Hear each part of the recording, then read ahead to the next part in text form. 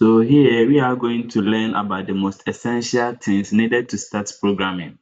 The first one is our personal computer, our code editor, and our web browser, either Microsoft Edge or Google Chrome. So we'll head on to download our Visual Studio Code, that's our code editor. But before that, when you say editor, what is an editor? A code editor is a software that helps programmers to write code.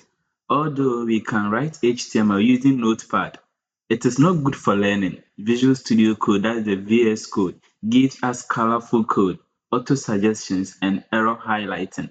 So let us head to our browser to download our Visual Studio Code. So in here, we are going to type Visual Studio Code, and here is it. Once we click on it, we click on the first link, and here we are going to click on download for Windows. Since we are using Windows, you can also choose the correct option for your operating system. So I'll click on download for Windows, and then thanks for downloading Visual Studio Code. Okay, so our download has started. Alright, since I already have the file downloaded, I'll just head to my downloads and then click on the setup. So here is the Visual Studio Code. So I'll click on it, and then I will accept the agreement. Next, you are going to create a desktop icon. Click on next, install, and then setup is preparing to install Visual Studio Code on our computer. So we will just have to wait for the computer to finish installing the Visual Studio Code. Okay, so we are going to click on finish, and then it will automatically launch the Visual Studio Code. Alright, so here is our Visual Studio Code. Today we will focus on the extensions icon. So we are going to click on here to install some extensions. So once we click here, we will firstly search for live server, and then we click on live server. And then I already have my live server installed.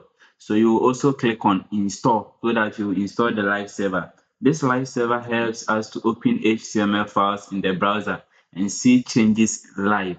So after downloading the live server, I also urge you to download Prettier.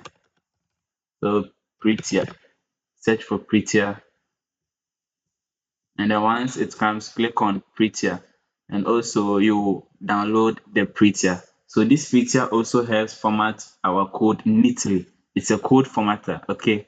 So and the last one, you also download HTML CSS support. HTML CSS support.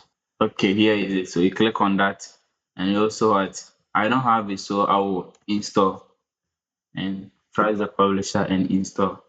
This extension also gives auto suggestion for HTML and then CSS. So now we are done with our extensions. All right, so we will click on here, and then we are going to close this tab. So now we will create our project folder. So we will minimize this one. You head to our desktop, and then right click, you click on new, and then you click on folder, and then we will save this folder as HTML practice. You can also save it as your preferred name, so HTML practice. All right, so after creating the folder, this is what we are going to do. We open our Visual Studio Code, we will minimize it like this, and then we will drag and drop that folder into our Visual Studio Code. So once we drag drop, let's wait. You can see here as HTML practice. So now we are done with this lesson, and in this lesson we have successfully installed our Visual Studio Code, added useful extensions, and set up a project folder. In the next lesson, we will create our first HTML file and start writing code. Catch you in the next video. Don't forget to subscribe, like, comment, and also share my videos.